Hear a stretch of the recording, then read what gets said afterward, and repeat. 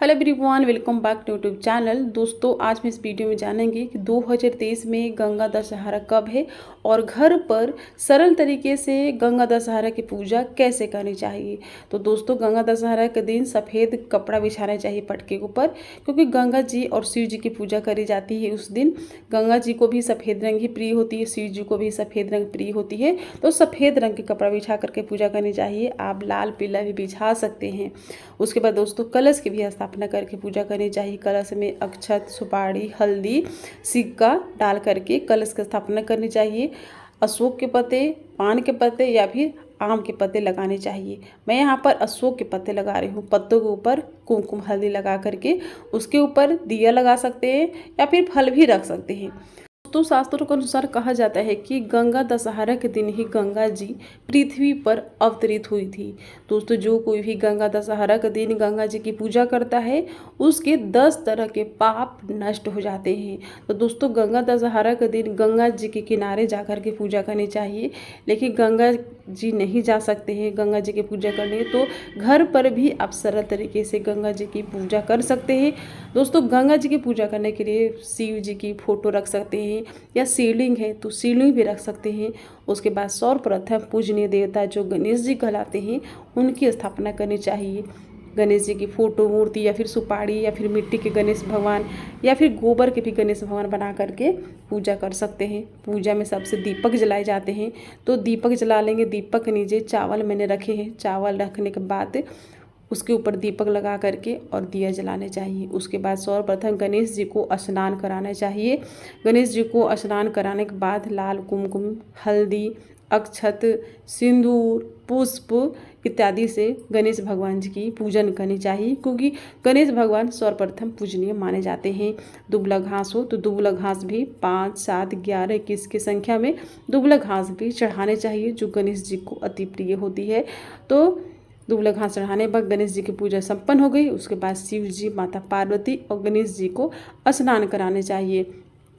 आप शिवलिंग है आपके पास तो शिवलिंग में भी रख सकते हैं या फोटो में भी पूजा कर सकते हैं। पूजा बिल्कुल सरल तरीके से मैं करके दिखा रही हूँ। गंगा दशहरा के दिन घर पर बिल्कुल सरल तरीके से गंगा जी की पूजा कर सकते हैं। उसके बाद दोस्तों, कलश देवता की भी पूजा करनी चाहिए। दोस्तों, मैंने बताया कि कलश में आप कलश के ऊपर दिया भी लगा सकते हैं या फल भी रख सकते हैं। कलश में भी हल्दी, कुमकुम, स्वास्तिक लगा करके और कलश देवता की पूजा संपन्न करनी चाहिए। कलश देवता के ऊपर हल्दी लगा करके अक्षत, पुष्प रख करके और फिर प्रणाम करनी चाहिए। दोस्तों, गंगा दशहरा के दिन भगवान शिव जी, माता पार्वती जी और माता गंगा की पूजा करनी चाहिए।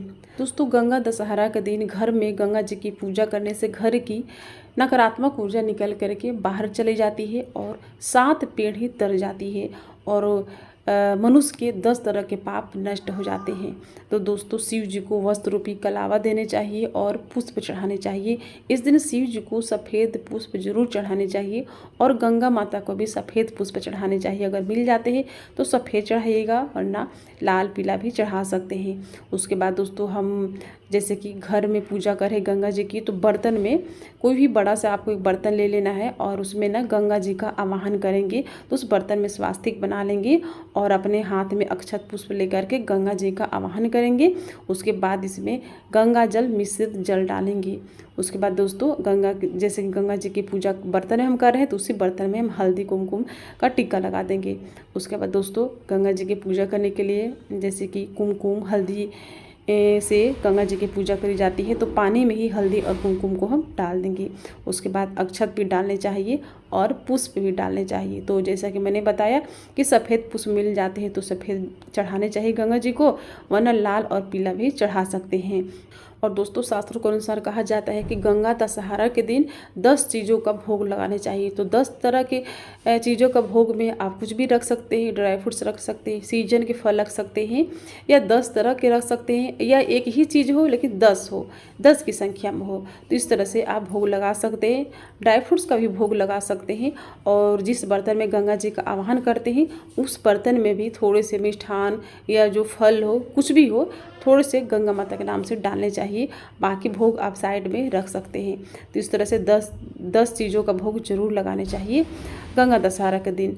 और उसके बाद दक्षिणा चढ़ानी चाहिए। दक्षिणा अपने सामर्थ्य के अनुसार चढ़ा सकते हैं और गंगा माता में ना एक सिक्का डालने चाहिए।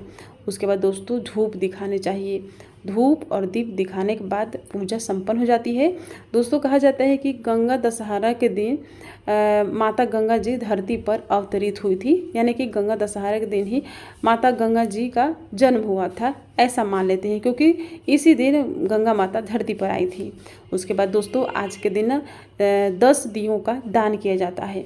तो 10 दिए लगाने हैं, आप मिट्टी के भी दिए ले सकते हैं, आटे का भी, और किसी पत्ते पर भी आप, या फिर कोई दोना है तो दोना भी ले सकते हैं। और गंगा जी को 10 दियों का दान करने चाहिए। तो 10 दिए मैंने पत्ते के ऊपर, कोई भी पत्ता ले सकते हैं, पीपल का पत्ता ले सकते हैं या बर का पत्ता ले सकते हैं या कोई पुष्प का पत्ता ले सकते हैं, और 10 दियों को जला करके और गंगा माता के नाम से इन दियों को दान करना चाहिए। तो इन दियों को ना, जिस बर्तन में आप गंगा जी का पूजा कर रहे हैं उसी बर्तन में दियों को रख देने चाहिए। तो इस तरह से दीप दान हो गई। तो दिए आपको 10 लेने हैं, क्योंकि गंगा दशहरा है तो 10 दियों को दान करने चाहिए और 10 चीज़ों का भोग लगाने चाहिए। उसके बाद दोस्तों लास्ट में गंगा माता और भगवान शिव जी, माता पार्वती जी, गणेश जी की, कलश देवता की आरती करनी चाहिए। आरती करने से पूजा में किसी प्रकार की कोई कमी रह जाती है तो क्षमा कर देते हैं भगवान जी, और भगवान जी से अपने पूजा में रह गई गलतियों के लिए गंगा माता से, शिव जी से क्षमा याचना मांगनी चाहिए। तो दोस्तों पूजा मैंने बिल्कुल सरल तरीके से करके दिखाई है। तो प्लीज़ वीडियो को लाइक कीजिएगा और चैनल को सब्सक्राइब कर लीजिएगा, और वीडियो को ज़्यादा से ज़्यादा फ्रेंड एंड फैमिली के साथ शेयर कीजिएगा। फिर मिलेंगे नई वीडियो के साथ, तब तक के लिए हरे कृष्णा, राधे राधे।